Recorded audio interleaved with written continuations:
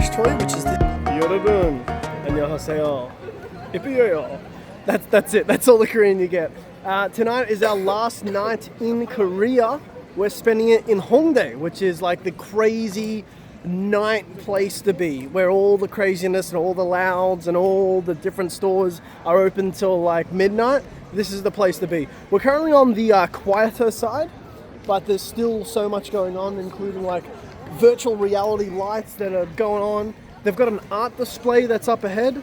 So just along the streets here, you have a public little art gallery that you can look through the different artworks, which I'm not here for, but it just goes to show Hongdae, there's always something going on, and there's all these huge like triple stacked buildings with restaurants and trendy little cafes and spots. So a lot of really popular spots are here in Hongdae. So Baskin-Robbins is massive here in Korea, and it's much more than just like a little ice cream shop. They've actually got proper cafes that you can sit down and have a lot of really special menu items, which I might eat at a little bit later. There's just a couple of stores that I want to go to first. So we're going to keep going on to the crazy streets of Hongdae. So these giant 3-decker claw game machine spots are all over Hongdae, and we'll find many more of them. There's literally another one across the street.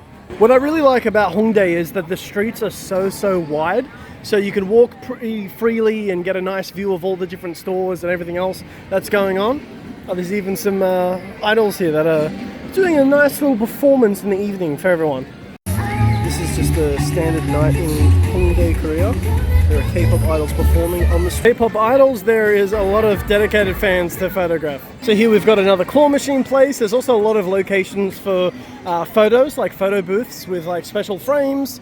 And something I've seen all over Korea as well is these like illustrations where they'll like illustrate a photo of you now or like a photo of you in the past for like $10, and they'll do it on the spot.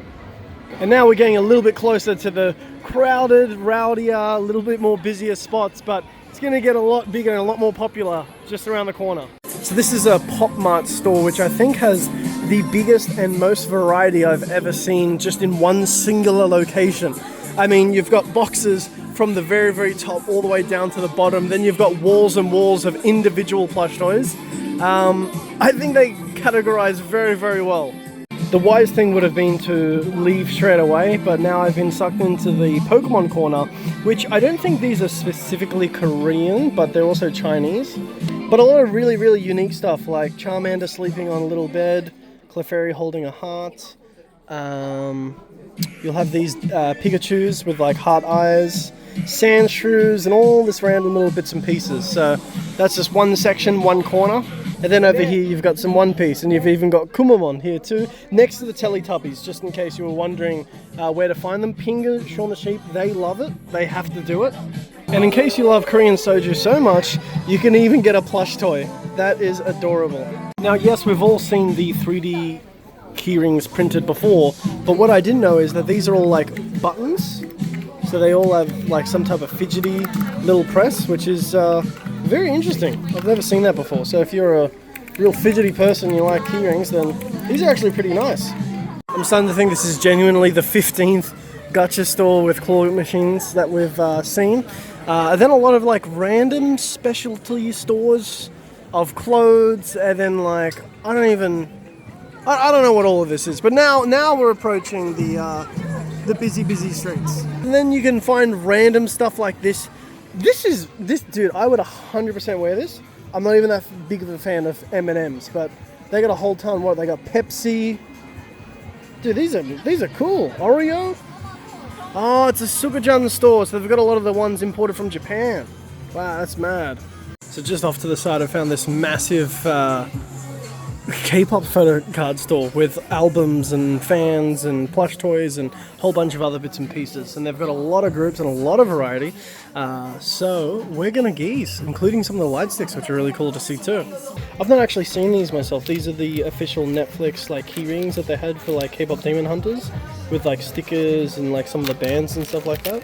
That's really cute. I like those. So it's currently 8:46, and I would say that this is the quiet time.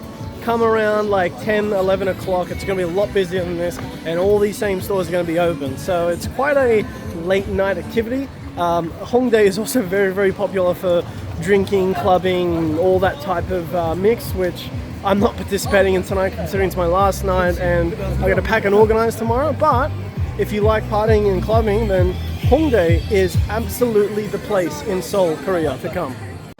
In case toilets are hard to find, they've got the Red Road toilets, which is an entire building with a mascot just for toilets, because it gets pretty crazy in Hongdae, especially late at night. And it seems like there is some type of crazy performance going on the other side, because people are screaming.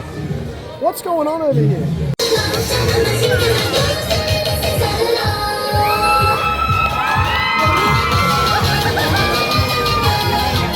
That is too many people for whatever the heck that was.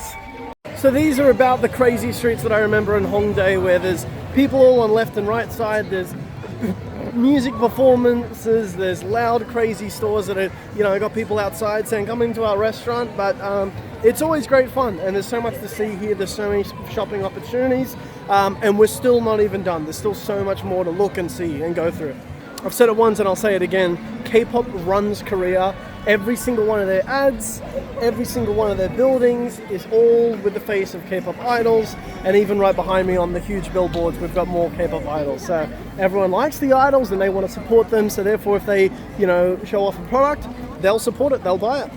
So I'd say now on this specific street is sort of like the Akihabara of Tokyo, Japan, where there's just so much going on. There's LED lights and all types of food spots and everything else. That's how it's here in Hongdae, Seoul, South Korea. Sort of same vibe. So although it's a pretty crowded, crazy place, because the streets are so wide, it feels a lot more spacious. Although I do sort of feel, you know, overstimulated with all the different lights and sounds, it's quite nice if you sort of take one step at a time. Now, with my limited time in Korea, I don't know if this is something that's normal or if it's absolutely crazy, but thank you very much for that, really appreciate it. So just for curiosity's sake, I thought I'd check out the Korean KFC, and they've got this new like salami cheese like sort of burger with a zinger fillet and salami, which is pretty interesting. They've also got rice bowls, like sweet and spicy, and it comes with a drink for like $5, which is pretty good. A whole bunch of different flavored truffle boneless chicken thigh. Oh my gosh, I might have to try that. And then they've also got buttered biscuit and thank goodness mashed potato finally. Gosh, garlic butter rice too? Truffle fries, egg tart. What are those sauces? Smoky mustard, sweet and spicy, fire chili sauce, spicy mayo, which I think just might be the supercharged sauce, and then a salsa and a strawberry. Are you kidding me, bro? What? So I just entered into the building and turns out they've got a huge Kirby pop-up store. They've got a massive plush toy, they've got photo spots, they've got merchandise, they've got a sample of the game. This is so cute. I didn't even know this is a thing, so I am thrilled to just randomly stumble across this. We found Kirby! This pop-up is sick. So this is all the merchandise. They've got a whole bunch of the, this is like a gamer Kirby thing going on, where he's like doing different headphones, he's got love hearts, and never mind, he's serving burgers now. But then there's a whole bunch of different can badges and all these little other bits and pieces. These look really great. Wow. It actually says Korea, which makes me think it is exclusive here. But I bet no one's got the Heinz tomato ketchup bag, so that's something I got. No way, no way, no way! What is this? Holy goodness me, dude! The biggest Attack on Titan fan has come to the biggest Attack on Titan display here in Korea. These are sick. Oh my gosh. Dude, walking around the corner and seeing the freaking armored Titan was mad, bro. Look at him. Holy.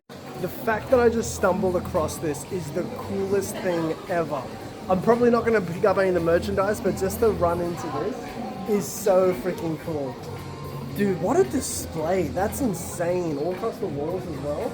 That's awesome. So we've finally made it to Animate, but this entire actual building is all otaku goods and all anime related, you know, pop-ups for people like us, the nerds, the people who like the anime.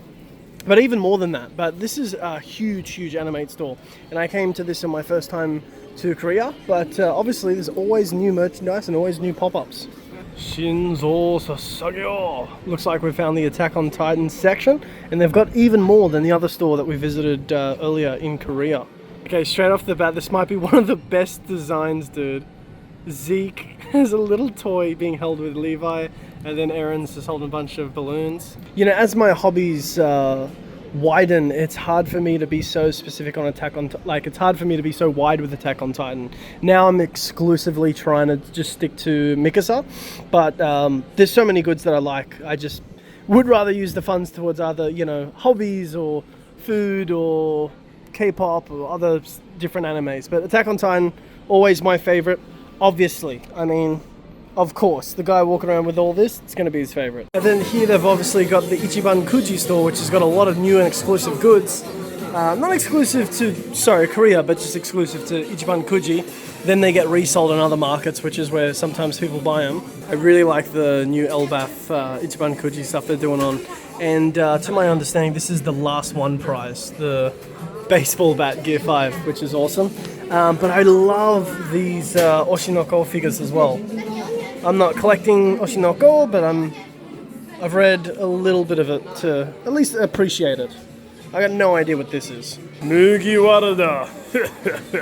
Dude, this is a Hongdae one-piece store, which has, I think, a lot of exclusives. They've got some really nice stuff here. So it's actually smaller than I remember it, but they've just got a whole bunch of figures, some of the cards, more figures, a couple of the acrylics from the newer Egghead series, a couple of plush toys over here.